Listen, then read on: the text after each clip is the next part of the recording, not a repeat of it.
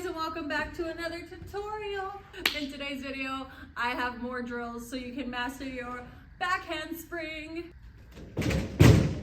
All of the drills I'm going to be doing today are going to be using equipment, but I'm going to show you how you guys can do the same thing at home with like furniture. So no excuses. If you're ready to get these gains, come with me. Woo! All right, the first step is the jump. And for those of you who watched my first back handspring video, thank you. A lot of you mentioned that I'm afraid to jump, which I totally understand. This is going to teach you, hopefully, how to jump backwards and feel confident doing so. So I have a mat, but you guys have beds at home. Jump onto your bed. I believe that there's two ways to execute this. First is hollow hold. Second is Superman hold. I believe that both of those are beneficial. The hollow hold will teach you how to squeeze your core and drive your toes up, whereas the Superman will teach you the exact shape that you need when you're jumping backwards. So pick and choose, have fun with them, just get used to jumping backwards, staying tight, and keeping those arms by your ears. Another drill that will help you with the takeoff is very similar to what we just did, but instead of jumping, you're gonna stay seated. Doing it this way will teach you how to be aggressive while extending your body. I'm talking about shoulders and chest open, abs engaged, hips open, and squeezing your legs. Starting in this position, as if you just did your set, we're technically at that part. From here, we're gonna throw and squeeze. So I'll go slow motion. We lean back just as we do in the back handspring. Our hips are back, now our chest is back. We throw our arms and head back last as we squeeze our glutes and push the ground away from us to straighten our legs. Now what the drill should actually look like is this. Notice how I'm not throwing my head back? You really want to focus on spotting something ahead of you. If you threw your head back on this, you would probably yank your ponytail and hurt your neck. So don't do it because you don't want to be throwing your head back in your back handsprings either. Please. I made another video on that called Common Mistakes. You guys should check it out. So if you are practicing your back handsprings and you're like, oh, why is it not changing? Maybe this video can help you. Who knows? Check it out, let me know what you think. This next drill is gonna go back to your bed. I believe the higher your bed, the easier this drill would be, but the lower it is, the harder you have to work, and you'll see why. So this drill will teach you what it feels like to actually throw backwards and land on your hands. For this, you can either start the same way you did on the floor drill and throw back, or you can start in a pike position and slowly work your way back. So for the first one, I'll start in a pike, and I'll be a bit away from the edge of the mat just so that I don't completely fall. I'm about 3 hands width distance away from the edge just so that you guys know. Start in a pike, throw, and squeeze. I'm about to lose my glasses, so I'm just gonna take those off. I'll do that one more time. Pike, throw, and squeeze. This height works for my smaller clients. This height does not work for me, especially because my back is not that bendy anymore. So for someone like me who is a little bit taller, I'm actually gonna flip this mat so I can use it to my advantage to better explain this drill. Now it's pretty high, but for the sake of this drill, I think it's okay. I think a huge part of the back handspring is staying open in your shoulders. The other one was too low, so even though I was open, when my hands hit, my hands were in front of my shoulders instead of directly underneath. So now this is very high, maybe a little too high, but it will definitely ensure that I get my hands underneath me. The same thing, I'm a little bit away from the edge, that way when I throw back, I don't completely fall. But I'm at a great distance to where when I do go back, my lower back or my hips will be hitting this, which should remind me to drive my hips up by squeezing my glutes. I'll show you how to master that in the next drill. I throw, open my shoulders, and perfect. My hands are right underneath my shoulders and my hips are driving up.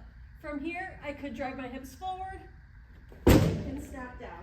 Again, if you guys have watched that first video, a lot of these drills will make sense. I'm just kind of carrying on with that video. As you can see here, at this gym, we don't have a lot of gymnastics equipment, so I make do with what I can.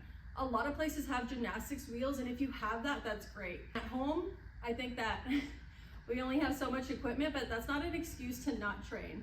I'm giving you guys the tools that you need to succeed. So I hope that this video helps, and I hope that you actually put in the work. Just don't go breaking your parents' furniture, please. Thank you. I'm gonna do this drill one more time, a little bit faster, just so that you can see what it should look like after you feel comfortable with it. So at first I was slow, then I picked it up. Now I'm just gonna go full send as if I'm throwing my back handspring. Throw, squeeze. If it was choppy like that, that was because I was actually too far away from the edge. So you'll have to find the happy medium. But hey, it is what it is.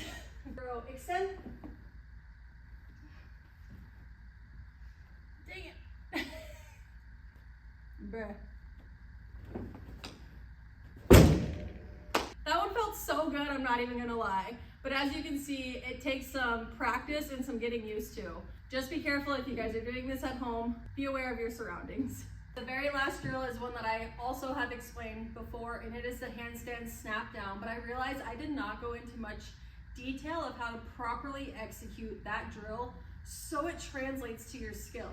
This drill is going to teach you how to drive your hips up. For this to translate to your back handspring, you're gonna start with your hands on the edge and get your toes to the wall.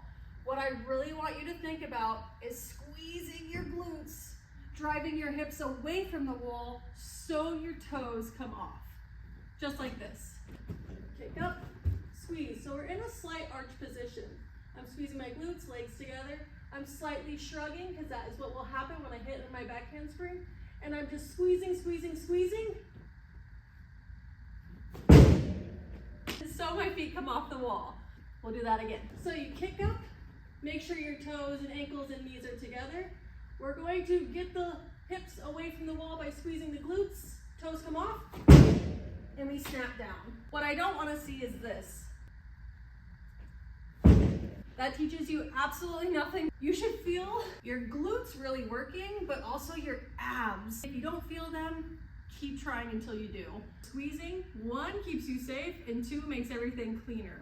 Last tip with this, a little reminder, the best snap down is when your hands come off the floor before your feet hit. You don't want to land a back handspring like that. You want to land a back handspring springing off of your hands. Flat ground is the hardest version, which is why we start on a block first. If this feels good, lower the block. And if you don't have a block at home, good for you. You are doing the more advanced version. Hands, get off the mat before the feet hit. Back handspring, we spring off our hands. All right guys, that is all I have for today's video. The sun is literally setting. I did my once-a-year back handspring just for you guys. And I'm not joking, I literally hardly do back handsprings on the floor. Actually, I never do back handsprings on the floor unless if I'm filming a tutorial for you guys. I really hope that you found this video useful. I hope that you put these drills to use because again, all you need is a bed and a wall. Now don't go dirtying your parents' walls. Make sure your feet are clean before you do these drills because I don't want your parents to be coming yelling at me. If you guys learned anything from this video and think that your friends could benefit from doing any of these drills as well, please send it to them. I really appreciate when you guys share or like or comment and give me feedback. I wouldn't have known to make this video if I didn't reread the comments that you guys left on my first video. Anyways, I love you guys so much and I'll see you next time. Bye!